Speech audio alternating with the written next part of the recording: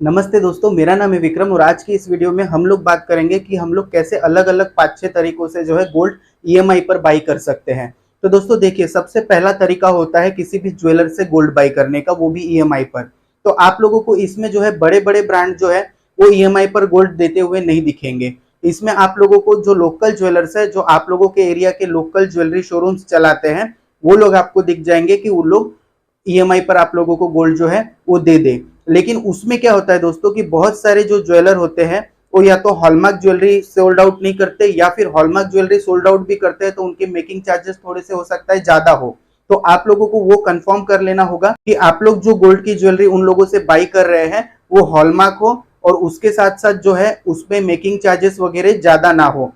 और अगर आप लोगों के पास ऐसे कोई ज्वेलर नहीं है तो आप लोगों को मार्केट में या आजू बाजू में अपने आसपास खुद जाकर पता करना होगा कि कौन से ऐसे ज्वेलर है जो मुझे ईएमआई पर जो है गोल्ड दे सकते हैं। और उनको अपने बारे में आपको कुछ ना कुछ बताना पड़ेगा कि मैं ऐसे ऐसे जगह पे जॉब करता हूँ और मुझे कुछ गोल्ड की जरूरत है जो मैं आपसे ईएमआई पे लेना चाहता हूँ। मैं कुछ आधे पैसे अभी आपको दे दूंगा, बाकी जो पैसे है जो इंस्टॉलमेंट में दे दूंगा। तो ये एक तरीका हुआ कि आपको खुद से ही जाकर बात करनी पड़ेगी।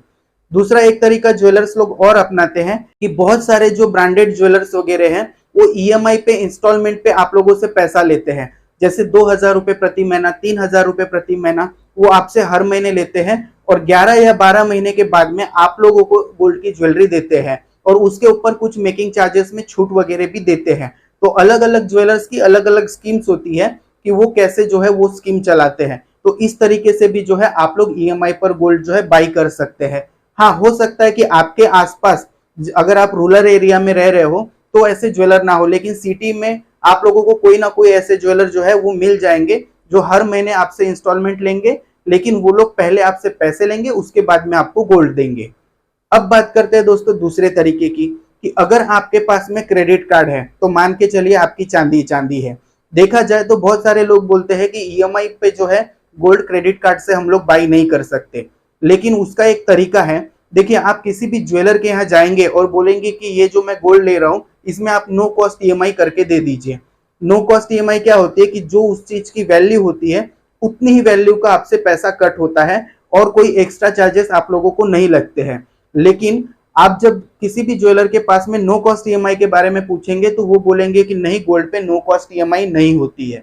तो आप लोग इस कंडीशन में क्या कर सकते हो कि आपने आसपास आजू बाजू में कोई मोबाइल का शोरूम हो या फिर कोई इलेक्ट्रॉनिक्स का शोरूम हो, तो वहां पे देखिए कि कोई आपका पहचान का व्यक्ति काम करता हो। नहीं करता हो तो उससे पहचान बनाने की कोशिश कीजिए।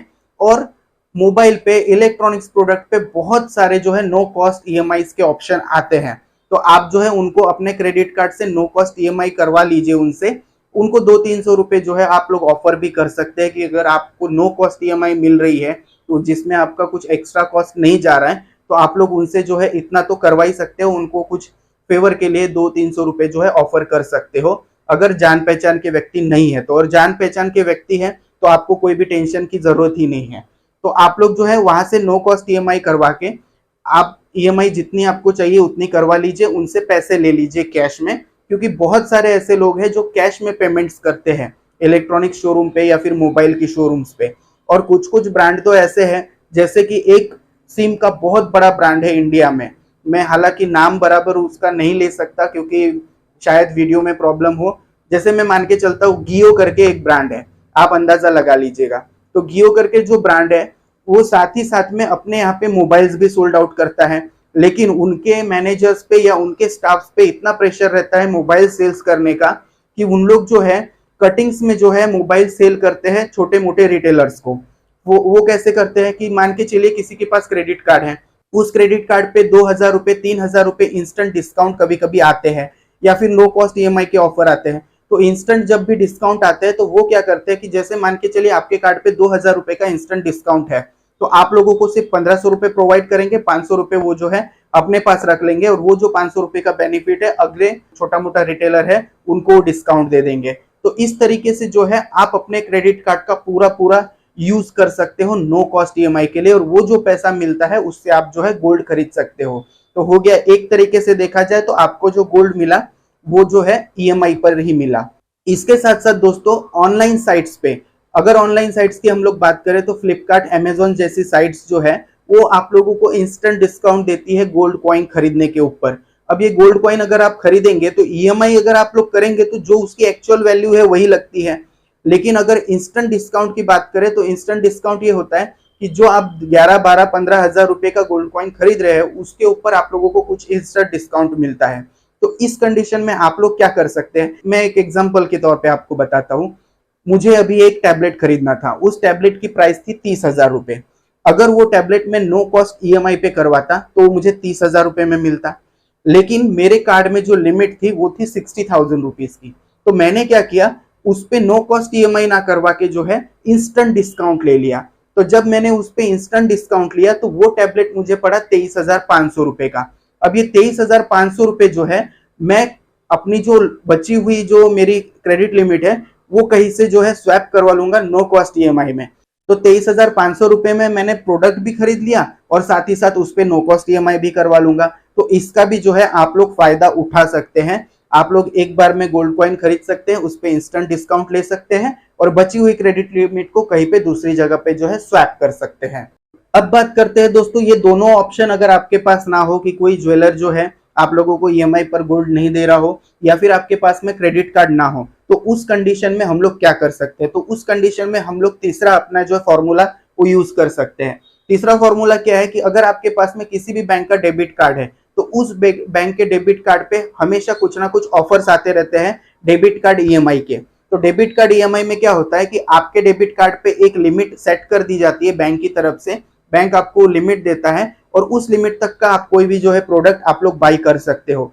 लेकिन सेम इसमें भी आप इलेक्ट्रॉनिक्स और मोबाइल जैसी चीजें ही बाई कर सकते हो। तो अगर आप लोगों के डेबिट कार्ड पे ईएमआई का ऑप्शन है तो आप जो सेम मैंने पहला तरीका बताया है क्रेडिट कार्ड यूज करने का, उसी तरीके से जो है गोल्ड भी डेबिट कार्ड से बाई कर सकते हो। अब डेबिट कार्ड पे आपके जो है ईएमआई का ऑप्शन अवेलेबल है कि नहीं है, ये आप लोग कैसे चेक कर सकते हैं। तो आप अपने कस्टमर केयर में कॉल करके पूछ सकते हैं कि इसमें डेबिट कार्ड पे ईएमआई है कि नहीं है, या फिर उसके जो है अलग अलग जो है, जैसे हर बैंक अपना अपना व्हाट्सएप का एक ग्रुप चला रहा है, उसमें आपकी कोई भी क्वेरी हो आप लिख के भेज सकते हो, उन लोग आपको रिप्लाई दे देते हैं। तो इस तरीके से जो है आप लोग अपने डेबिट कार्ड पे ईएमआई है कि नहीं चेक करवा सकते हो और गोल्ड बाई कर सकते हो।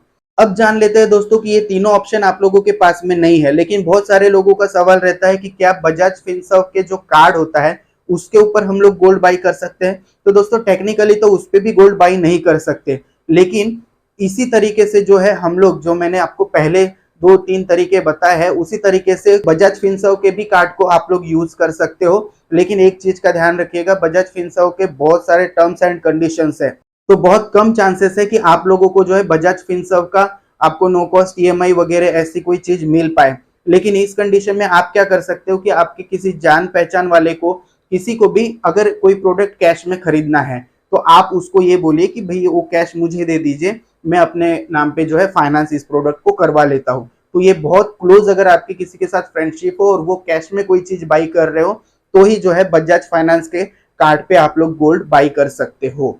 अब बात कर लेते हैं दोस्तों कि इनमें से आप लोगों के पास कोई भी ऑप्शन ना हो, ना आपको कोई ज्वेलरी दे रहा हो ईएमआई पे, ना आपके पास क्रेडिट कार्ड हो, ना आपके पास डेबिट कार्ड हो, ना आप लोगों के पास बजाज फिनसर्व का कार्ड हो। तो उस कंडीशन में तो जाहिर सी बात है आप लोगों को कैश में ही ज्वेलरी बाई करनी पड़ेगी। लेकिन ज्वेलरी जैसी जो चीज है जो इतनी महंगी है, तो जाहिर सी बात है 50,000, 60,000, 70,000, लाख रुपए के आसपास ही आप लोग ज्वेलरी बाई करेंगे। और आपको बहुत जरूरी हो तो आप लोग कैश में भी उसको बाई कर ही लेंगे। लेकिन कुछ बैंक्स जो है अभी एक ऑफर देते हैं, वो ऑफर ऐसा होता है कि आपके पास जो अमाउंट है या आपके पास जो भी पैसे हैं आप उसको फिक्स करवा दीजिए, उसके अगेंस्ट में उन लोग जो है आप लोगों को क्रेडिट कार्ड या डेबिट कार्ड पे लिमिट दे देते हैं। या तो वो क्रेडिट कार्ड दे देंगे या डेबिट कार्ड पे आपके उतनी की लिमिट दे देंगे कि आप इसमें कोई भी प्रोडक्ट जो है बाई करवा सकते हैं। तो ये भी एक बहुत अच्छी स्कीम है। अगर आप लोगों के पास कोई ऑप्शन ही ना हो और आप लोग जो है कैश में ही ज्वेलरी बाई करना चाहते हो तो आप लोग अपने बैंक से जो है इस चीज के बारे में पता कर सकते हैं। अब दोस्तों एक चीज मैं बताना भूल गया कि क्रेडिट कार्ड डेबिट कार्ड पे जो ईएमआई होती है, अगर सपोज टू भी आपको नो कॉस्ट ईएमआई ना मिले तो फिर आप उस कंडीशन में क्या कर सकते हो। उस कंडीशन में क्या होता है दोस्तों, हर गली चौराहे पे एक किराना दुकान वाला है जो आप लोग जिससे किराना सामान जो है बाई करते हैं।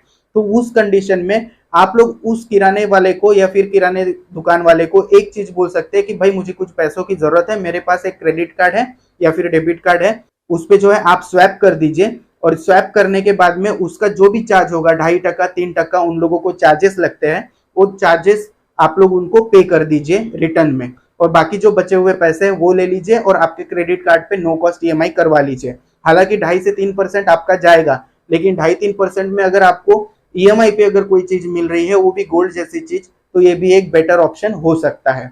अब दोस्तों जाते जाते एक प्रो टिप मैं आप लोगों को देना चाहूंगा कि अगर सपोज टू बी आप लोग पुरानी अपनी गोल्ड की ज्वेलरी एक्सचेंज करके गोल्ड की नई ज्वेलरी बाई करना चाहते हो, तो इस कंडीशन में क्या होता है, आपको लॉसेस भी होते हैं। लॉसेस होने के साथ साथ आपकी जो पुरानी ज्वेलरी है वो भी चली जाती है, और उसके अगेंस्ट में आप सिर्फ जितनी ज्वेलरी आप लोगों को नई बाई करनी है, पुराने ही इतने ग्राम की आपको ज्वेलरी मिलती है।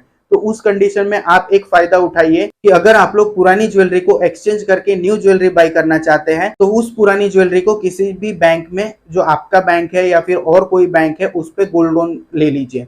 तो इससे क्या होगा, आपको 7-8% का इंटरेस्ट तो लगेगा, लेकिन 7-8% इंटरेस्ट पे अगर आप लोगों को गोल्ड बाई करने के लिए मिल रहा है, क्योंकि जो आप गोल्ड लोन लेंगे उस अमाउंट से आप जो है नई ज्वेलरी जो है बाई कर लेंगे। तो गोल्ड अगर आप लोगों को बाई करने का मौका मिलता है 7-8% इंटरेस्ट पे, तो वो कुछ बुरा नहीं है। तो दोस्तों उम्मीद करता हूँ ये जानकारी आप लोगों को पसंद आई हो। अगर जानकारी पसंद आई हो तो अपने दोस्तों के साथ भी जरूर शेयर करें, क्योंकि उनको भी इस चीज का जो है फायदा हो। और अगर वीडियो पसंद आया हो तो प्लीज एक लाइक कर दीजिए। चैनल अगर सब्सक्राइब ना किया हो तो चैनल को सब्सक्राइब कर दें। आज के लिए बस इतना ही। Thank you.